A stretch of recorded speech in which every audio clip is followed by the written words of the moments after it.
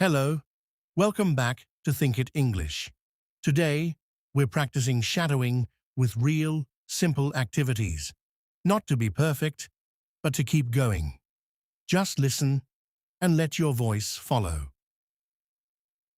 I'm making coffee right now. I'm making coffee right now. I'm getting ready for the day. I'm getting ready for the day. I'm on my way to work. I'm on my way to work. I'm just checking my phone. I'm just checking my phone. Slow down. Stay with the sound. Don't stop. I'm walking and thinking in English. I'm walking and thinking in English. I'm doing simple things, but I'm not silent anymore. I'm doing simple things, but I'm not silent anymore. That's the difference. Not better English, but continuous English.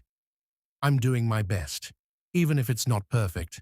I'm doing my best, even if it's not perfect. That's your real English. Simple, clear, alive. This is your turn. And this time, you don't stop. Save this and follow for real fluency.